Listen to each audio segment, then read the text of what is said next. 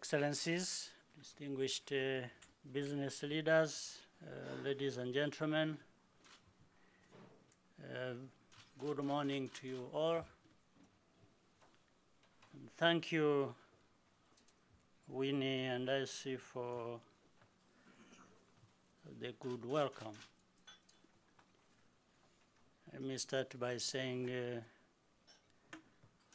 with old but or with the good leaders would be just fine. Being old alone is not a bad thing.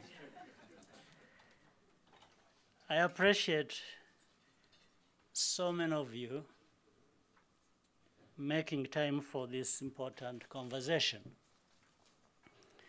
most especially the heads of state and the government here with us. This session is timely. The conditions have never been so favorable for Africa to take the lead in shaping its own global agenda. For too long, we ceded responsibility for Africa's agenda to others, with some individuals even benefiting.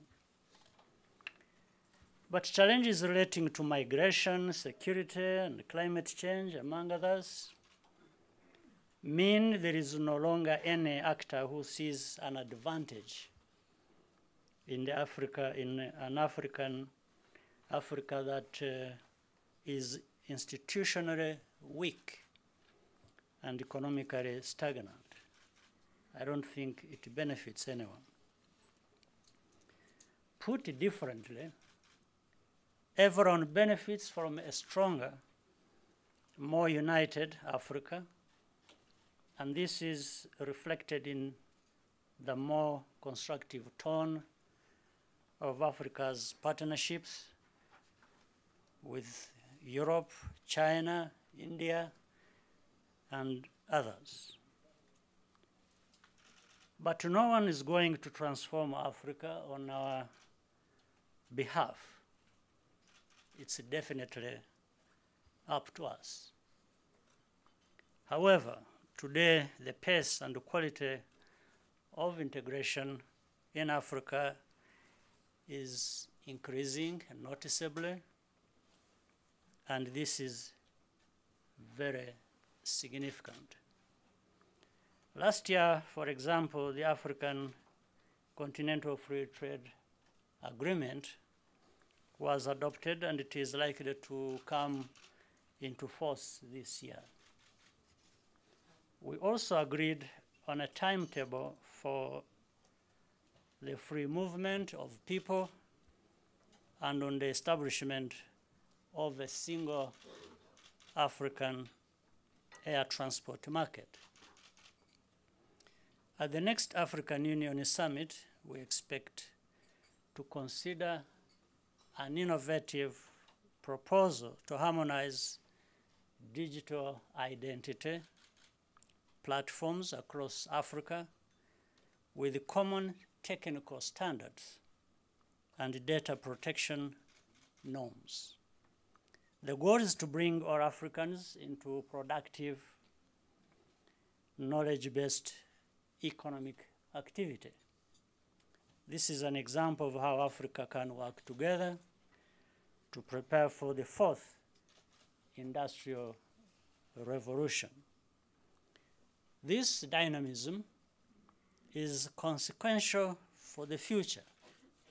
After all, it's not so easy or an easy matter to forge consensus in a union composed of more than 50 countries and several interlocking regional economic communities.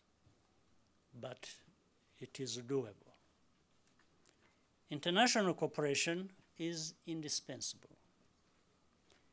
It was the brutality of the two world wars that gave rise to the multilateral system, which lately seems to be in crisis, as the World Economic Forum has been highlighting. But reforming the system should not mean a return to the status quo. For many of us, it was hardly a golden age.